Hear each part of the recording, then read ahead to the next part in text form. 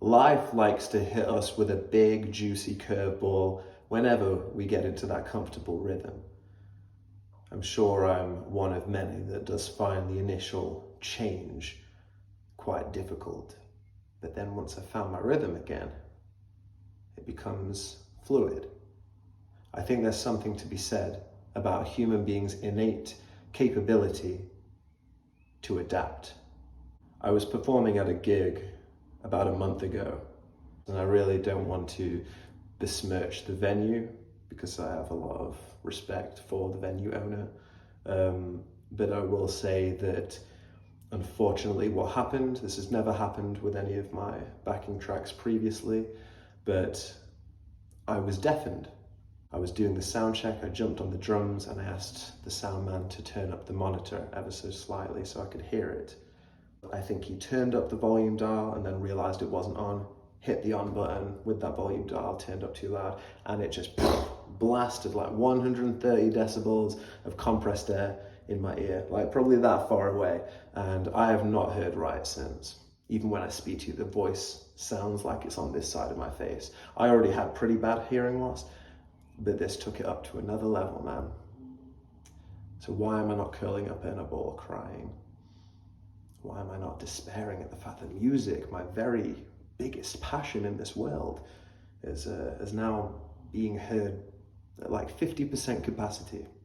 The reason why is because I have arms, I have legs, I have a heart, I have eyes, I have things to be grateful for.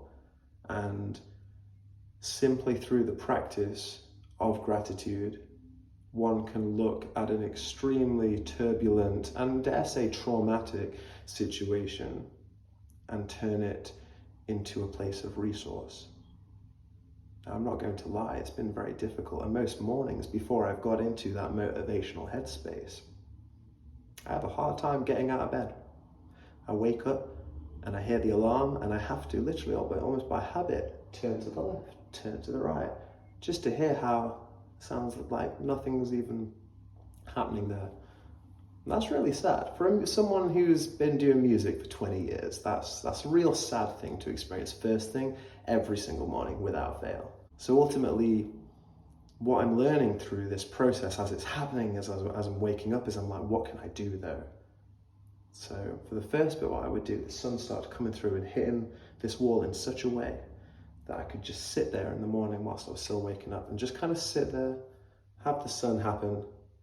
Through doing that, I noticed that that minor adjustment to absorption rather than despair and anxiety over the situation, really giving into it, was where my brain started to shift. I realized I was beginning to look at the situation not so much with favor, but with acceptance. One of the biggest kickers about when you lose your hearing, it means you just don't hear out that ear permanently ever again. That's a tough pill to swallow, but I got to swallow it because I know that all around the world right now, even bigger and harder pills are being swallowed all by my fellow man. And if I am living in an apartment with big bay windows, and I've got a little studio, and I've got canvases and a desk to draw and write on, and I've got a means to write and an internet connection to share and express, I'm not entirely struggling. I'm not entirely without hope. There is hope here. And I've definitely come to find that by engaging in a more mindful and grateful perception of what I have going for me, rather than what I don't, then I have been rising to that and heeding the call of what my creativity wants me to do. I've started writing a book, and this ain't the place right now in this video for me to go into that, because I'm quite calm right now, but if I start talking about it, I will get very excited. So I'll just say that. But writing it, I mean, I've wanted to write the general essence of this story that I've had for like 10 years. It's just never felt like the right time. And when this unfortunate sound exposure happened, something switched in my head. And I just thought, Okay, so you're half deaf now. That's fun. But what can you do, man? What can you do about this? What can you make better by going through this?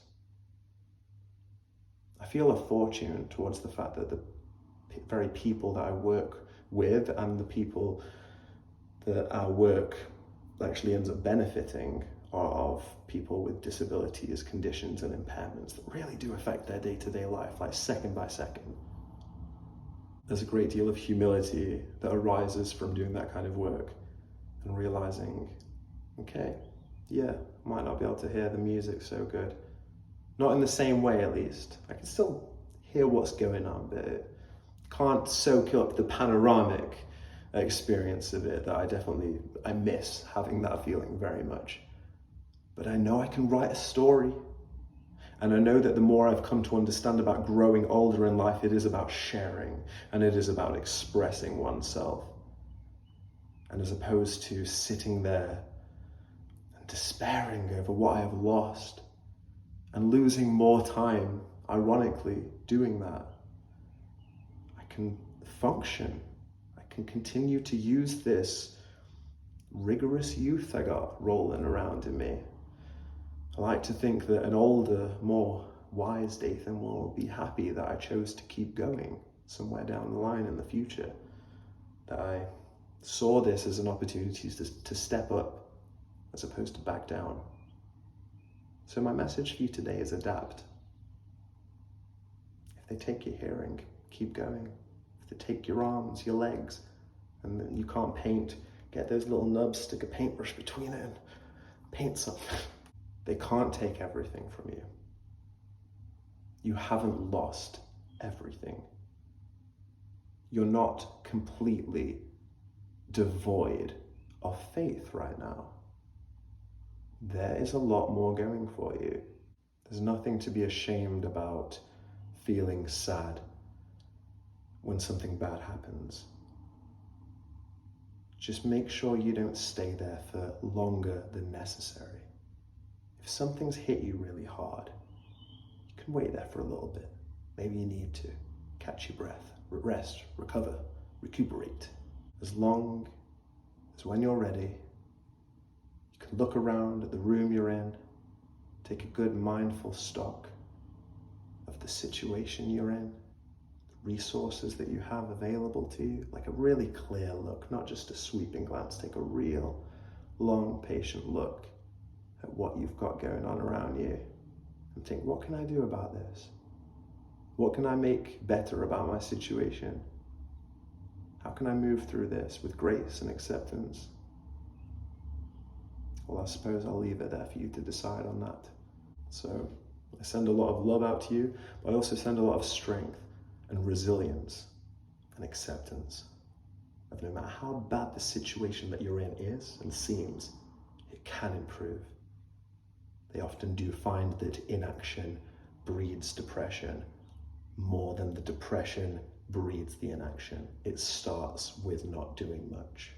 And life can hit you so hard you don't want to do much. But if you just keep going and find some means to adapt, I promise it will get better. I can safely say that. I will only speak about things that I feel qualified to speak about. And I can say that it's so true. It gets better.